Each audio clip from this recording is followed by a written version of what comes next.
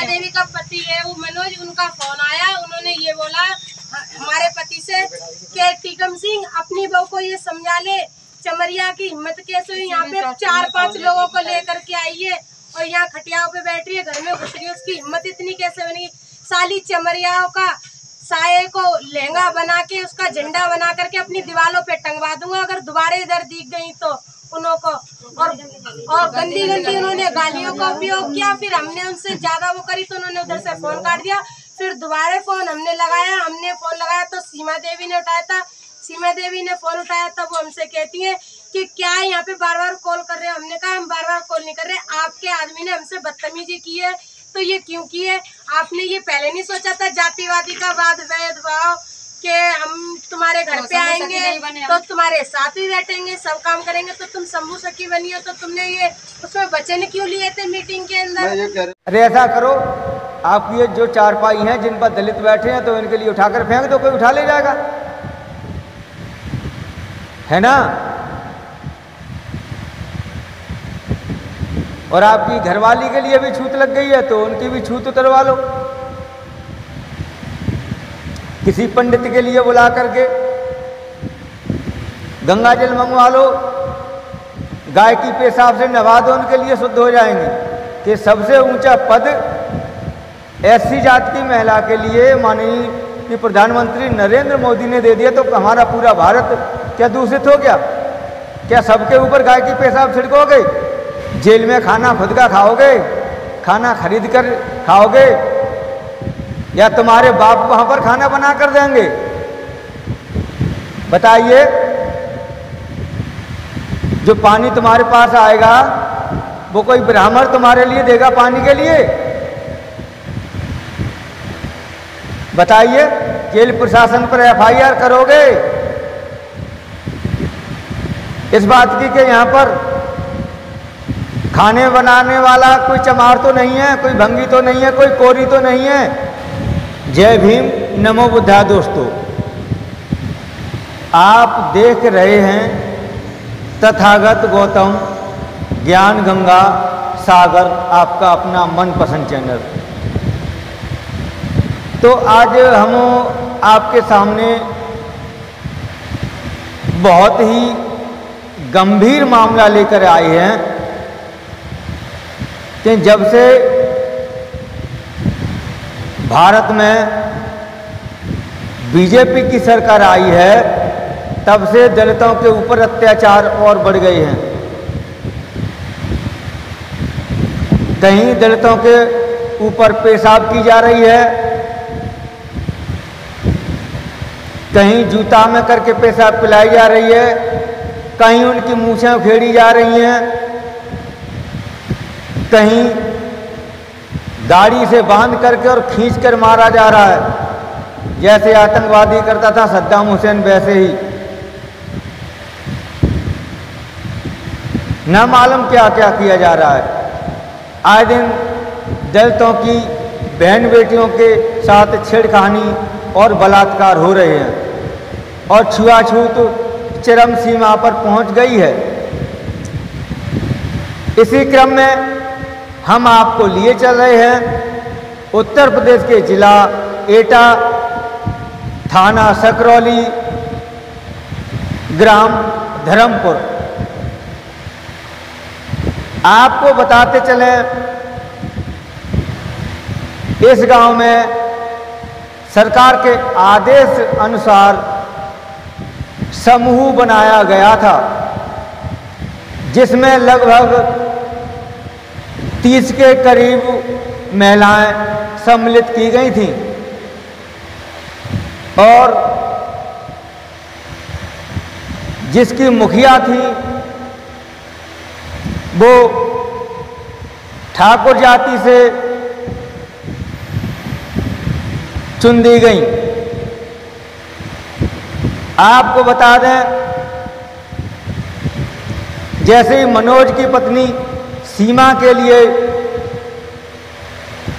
समूह का मुखिया चुना गया तो जो ऐसी जात की महिलाएं थीं उन्होंने कहा आप इनके लिए चुन तो रही हैं, ऐसा नहीं हो कि हमारे साथ भेदभाव हो और छुआछूत हो, तो जो समूह के कर्मचारी थे उन्होंने कहा अब वह बात नहीं है, हम 21वीं सदी में जी रहे हैं, आपके साथ कोई भी भेदभाव नहीं किया जाएगा, आप निश्चिंत रहें, आपके साथ नाइंसाफी नहीं होगी और ईमानदारी से काम होगा।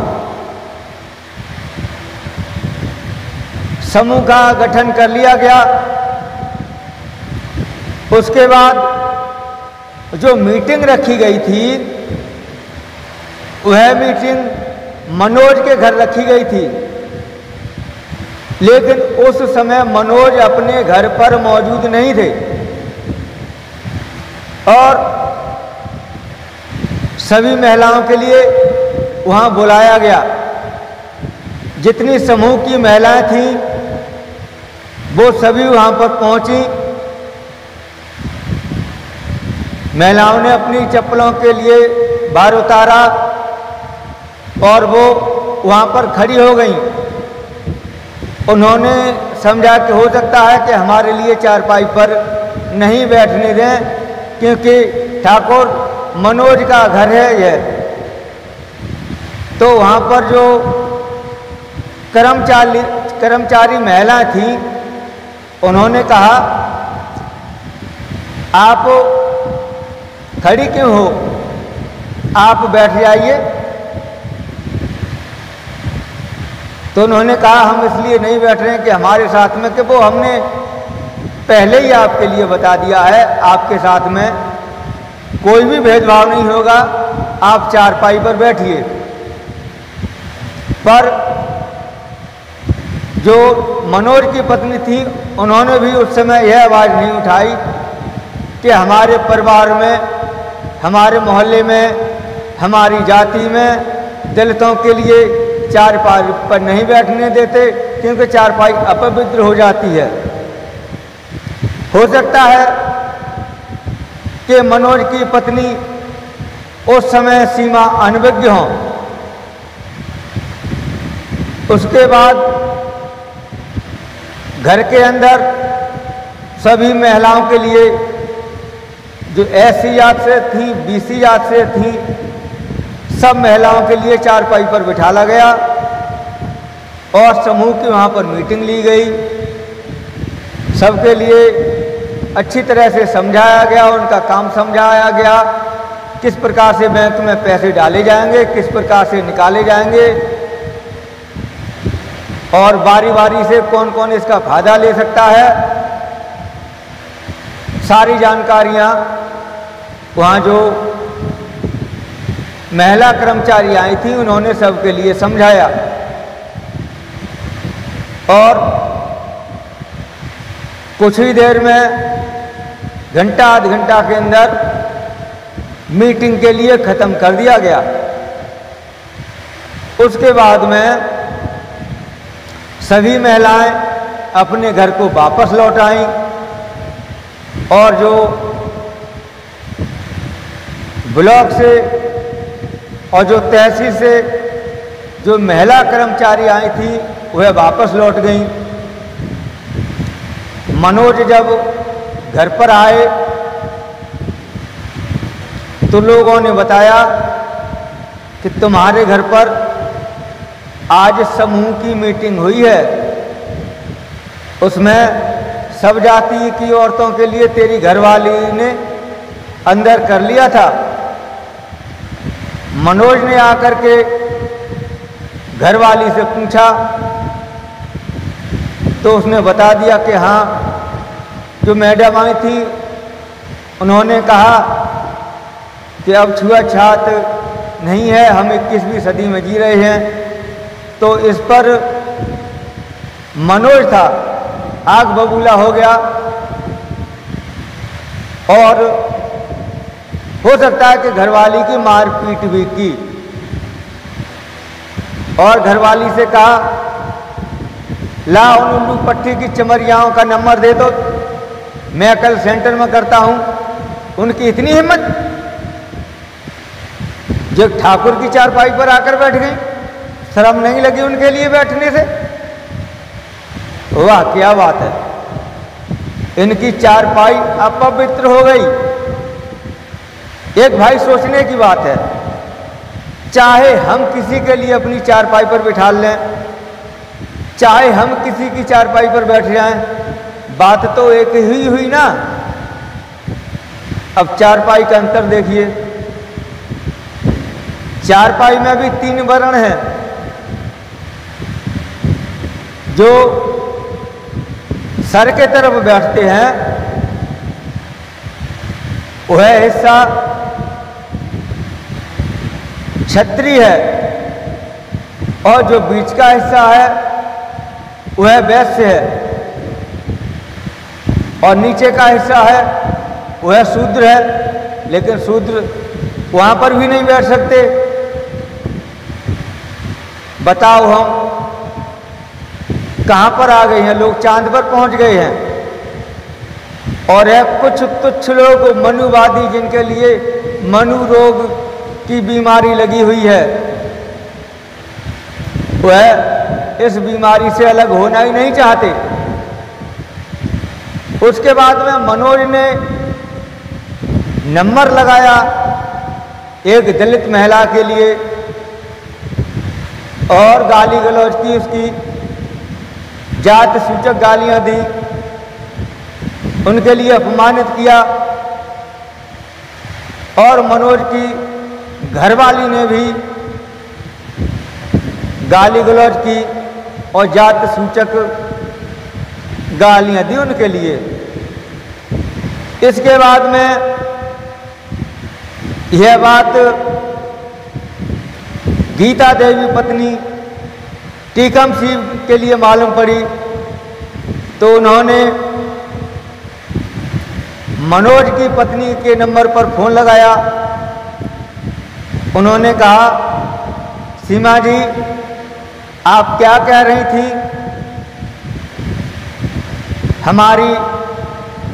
हमारा जो ग्रुप है उसकी एक हमारी सहेली महिला से क्या कह रही थी?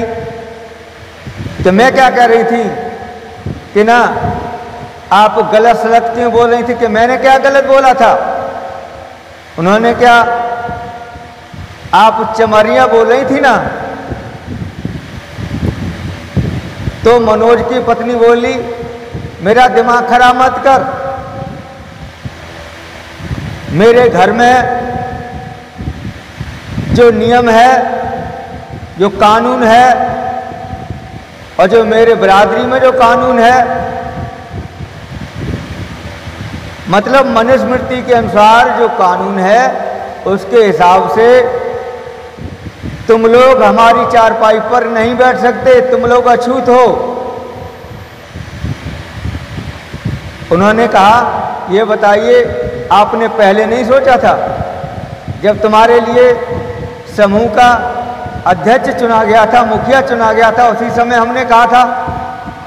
और जब तुम्हारे घर आए तो तुमने उस समय भी नहीं कहा था, कह करके हमारे लिए चारपाई पर बिठा ला। और अब तुम गलत सलत भाषा का इस्तेमाल कर रही हो। ये बताओ, तुमने चमरिया कहा? तो मनोज की पत्नी बोली, हाँ मैंने चमरिया कहा। बोल क्या करेगी? अब इन्हें यह नहीं मालूम है कि हम किसी के लिए चमार, चमरिया, भंगी, भंगड़ा, धुबेला, कुरेला ऐसी भाषाओं का शब्द इस्तेमाल नहीं कर सकते। अगर ऐसी भाषा का इस्तेमाल हम करेंगे तो दंड के भागीदार होंगे। हरिजन एक्ट के तहत आपको जेल भेजा जाएगा। आपके लिए नहीं कोई देवी बचा सकती, नहीं कोई देवता बचा सकता, नहीं मनुस्मृति बचा सकती, नहीं मुख्यमंत्री आपके लिए बचा सकते, नहीं आपके जिलाध्यक्ष बचा सकते। क्योंकि जो कानून है सबके लिए लागू है। जो गलत बोलेगा तो उसके लिए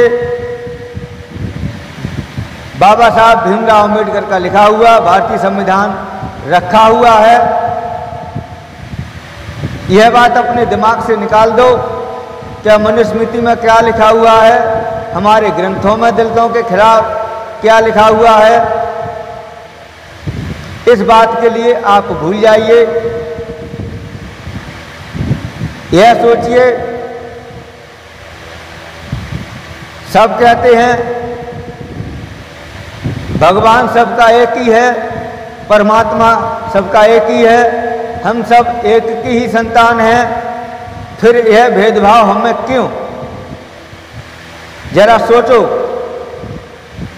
उस समय तो शर्म तुम्हें नहीं आती है जब दलितों की बहन बेटी के लिए पकड़ते हो, उसकी जीभ के लिए चूसते हो, उस समय तुम्हारी मां मर जाती है, उस समय छूत तुम्हें नहीं लगती, उस समय तुम्हारे नियम कहां चले जाते हैं, कायदा कानून कहां चले जाते हैं, तुम्हारी मनुस्मृति कहां चली जाती है। पर कोई चारपाई पर बैठ जाता है तो तुम्हारी चारपाई खराब हो जाती है। अरे ऐसा करो, आपकी ये जो चारपाई हैं जिन पर दलित बैठे हैं तो इनके लिए उठाकर फेंक दो, कोई उठा ले जाएगा, है ना। और आपकी घरवाली के लिए भी छूत लग गई है तो उनकी भी छूत उतरवा लो, किसी पंडित के लिए बुला करके गंगा जल मंगवा लो, गाय की पेशाब से नहा दो, उनके लिए शुद्ध हो जाएंगे। क्यों भाई, गाय की पेशाब शुद्ध है, इससे ज़्यादा शुद्ध तो कुछ भी नहीं है। तो गाय की पेशाब इकट्ठी कर लो, अपनी घरवाली के लिए नहला दो, और चारपाई फेंको नहीं तो चारपाइयों की भी धुलाई कर लो गाय की पेशाब से, तो वह शुद्ध हो जाएंगी। क्या जरूरत है किसी से गलत सलत बोलने की। तो देखिए, हमें सोचना चाहिए और कि हम सब एक हैं, हम हिल मिल कर रहें। और हम बात करते हैं हिंदू और मुसलमान की कि हिंदू सब एक हो जाओ, हिंदू खतरे में है,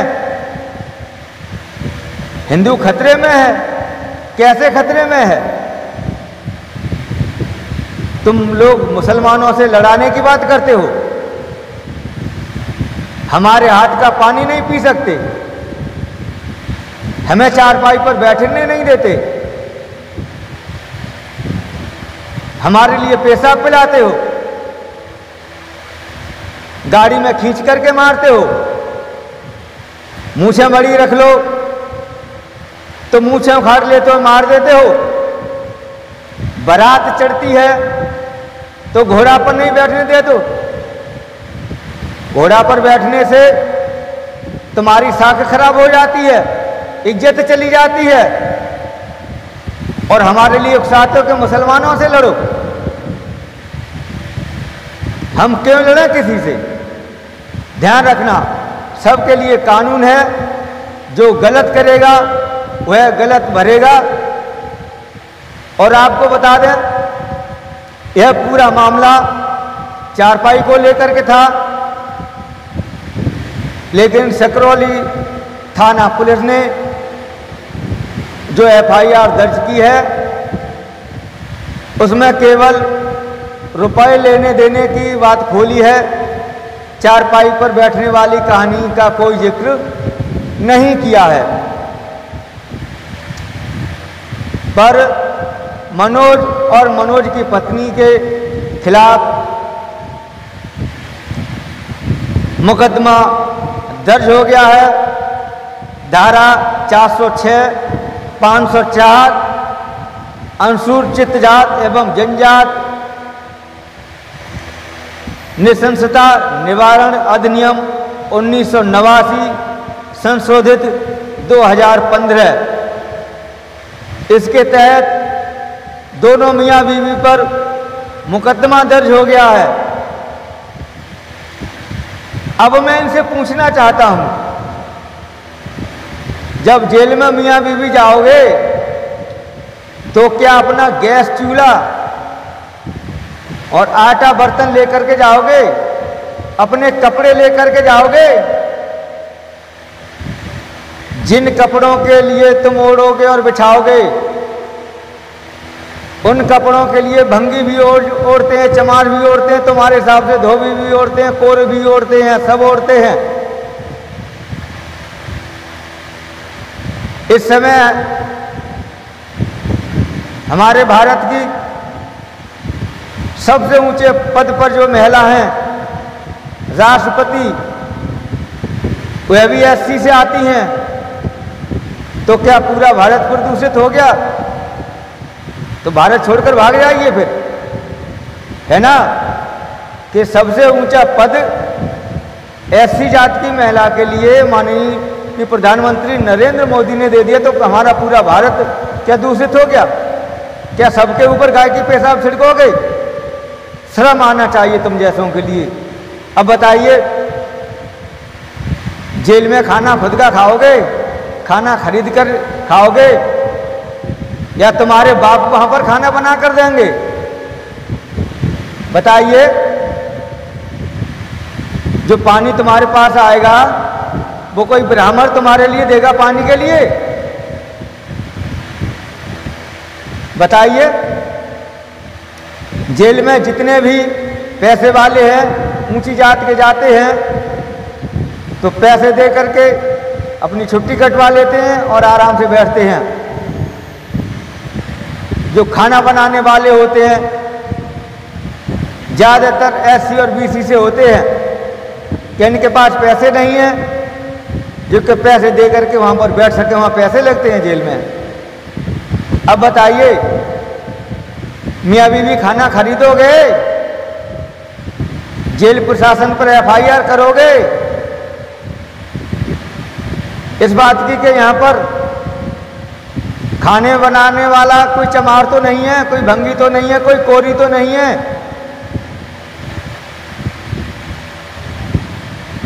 और जब होटल पर खाना खाने को जाते हैं तो तुम्हारे लिए खाना परोसने के लिए क्या ब्राह्मण होते हैं? खाना धोने के लिए क्या ब्राह्मण होते हैं? सारे के सारे वाल्मीकि होटलों पर काम करते हैं। क्या तुम्हारे बाप खिलाते हैं वहां पर? शर्म नहीं आती है तुम्हारे लिए ऐसा सोचने पर?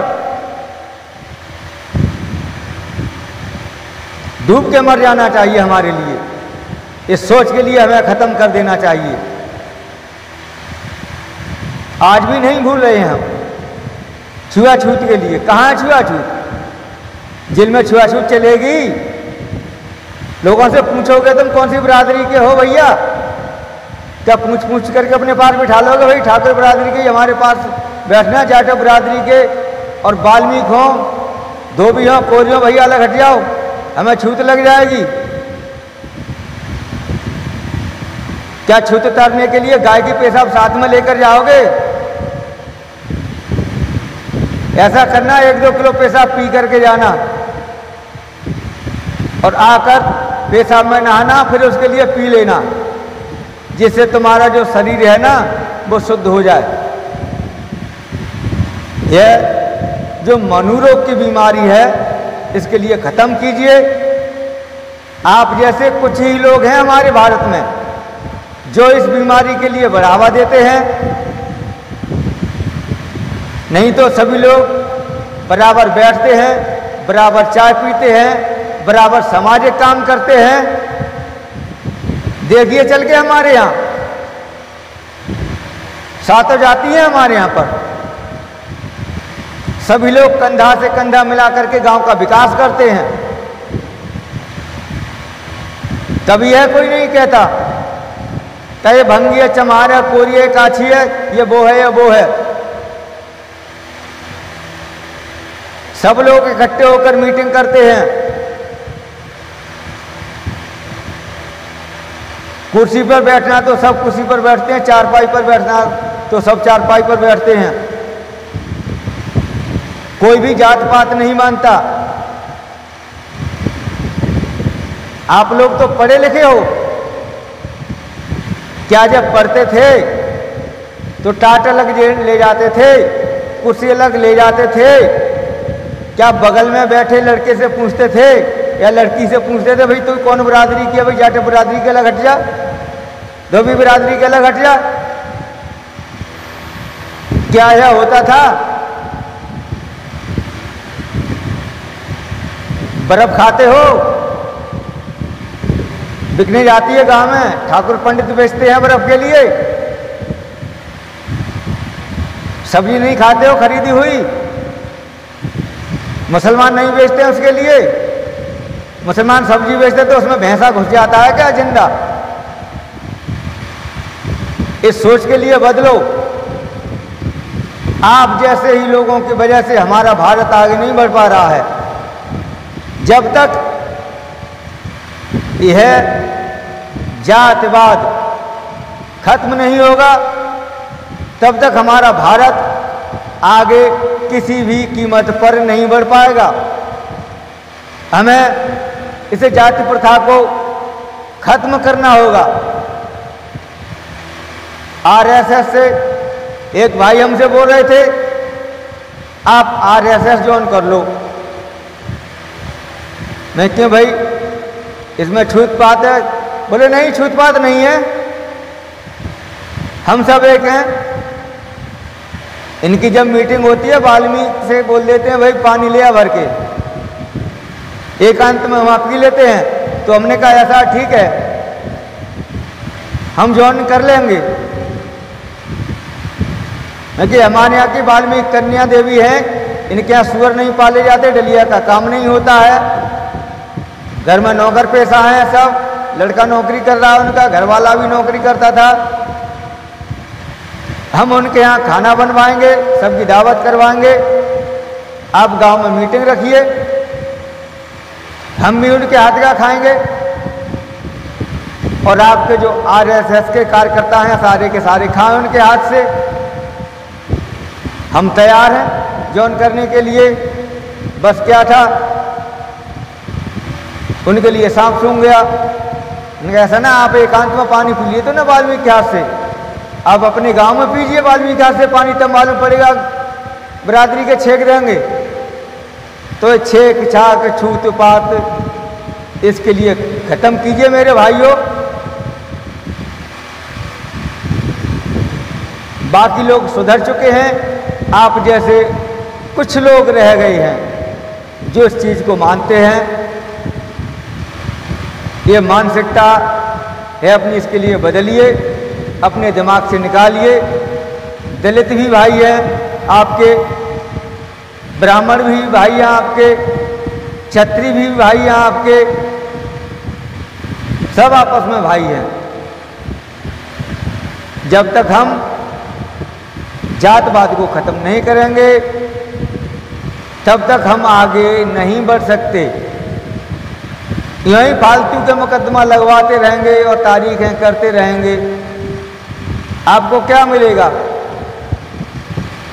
आपकी जमानत 6 महीने बाद होगी और 6 महीने बाद विपक्ष ने एप्लीकेशन लगा दी तो 6 महीने के लिए फिर चली जाएगी आपकी जमानत।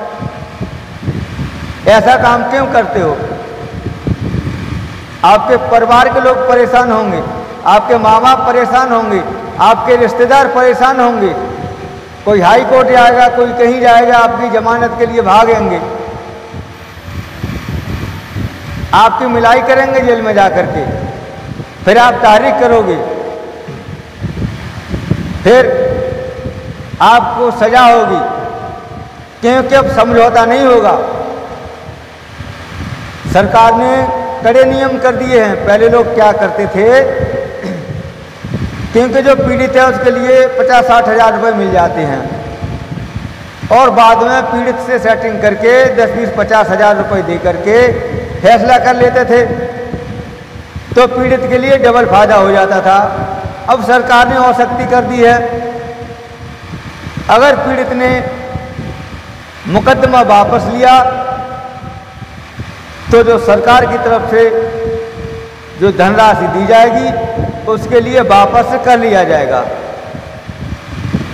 अब समझौता भी नहीं हो सकता। देखिए आप यह मत सोचिए योगी की सरकार है तो हरिजन एक्ट नहीं लगेगी, क्योंकि हमने सुना था, कहते थे मायावती की सरकार थी तो हरिजन एक्ट बहुत लगती थी, अब नहीं लगेंगी। यह भारतीय संविधान लागू है, जो भी गलत करेगा, चाहे एससी का सही, चाहे बीसी का सही, चाहे हाई कास्ट का सही, वो जेल जाएगा। कानून सबके लिए लागू है, सरकार चाहे किसी की सही। आप सर्च करके देख लीजिए, योगी सरकार में एससी एक्ट सबसे ज़्यादा लग रही है, क्योंकि आप सोच रहे हो हमारी सरकार है, हमारा कुछ नहीं होगा। ध्यान रहे, केवल ठाकरों के वोट देने से माननीय मुख्यमंत्री योगी जी नहीं बन गए। वोट मुसलमानों ने भी दिया, एससी ने भी दिया, बीसी ने भी दिया। आप कितने % हैं? सर्च करके देख लीजिए। एक जाति के वोट से मुख्यमंत्री नहीं बन सकता। जो सरकार होती है सबकी होती है, सरकार सबके साथ न्याय करती है, और योगी जी भी सबके साथ न्याय कर रहे हैं, अन्याय नहीं कर रहे हैं, अच्छे काम कर रहे हैं, लोग उनकी तारीफ करते हैं। तो आप योगी के नाम के लिए खराब मत कीजिए, नहीं तो जिस प्रकार से मुलायम सिंह यादव की सरकार चली गई थी, अखिलेश की सरकार चली गई थी,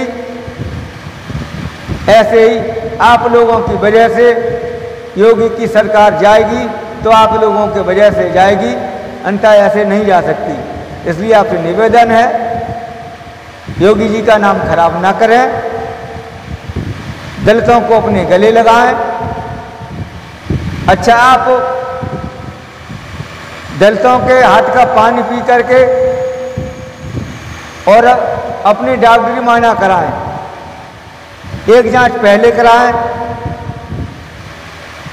तो उसमें क्या आता है, और दलितों के हाथ का पानी पी करके उसे चारपाई पर बिठा करके फिर एक जांच करवाएं, देखें क्या आता है। कुछ भी नहीं आएगा ना, तो फिर आपको छूत कैसे लग गई। इसलिए मेरा विनम्र निवेदन है आपसे, इस बीमारी के लिए ख़त्म करिए। और दोस्तों, इस वीडियो के लिए ज़्यादा से ज़्यादा शेयर करें, और चैनल आपका मनपसंद तथागत गौतम ज्ञान गंगा सागर चैनल के लिए सब्सक्राइब जरूर करें अभी और इसी समय, लाइक करें, और हाँ दोस्त, कमेंट जरूर कर देना कि हमारा यह वीडियो आपको कैसा लगा। चैनल सब्सक्राइब जरूर कर लेना। तो जय जवान, जय किसान, जय संविधान, सबका भारत देश महान। आओ हम सब हिल मिल कर रहें, ना कोई हिंदू है, ना कोई मुसलमान है, ना सिख है, ना ईसाई है, हम सब इंसान हैं, और इंसानियत के नाते हम सब भारतवासी हैं। एक दूसरे के लिए गले लगाएं। तो वीडियो देखने के लिए बहुत बहुत बधाई आपके लिए। तो धन्यवाद दोस्तों, नमस्कार।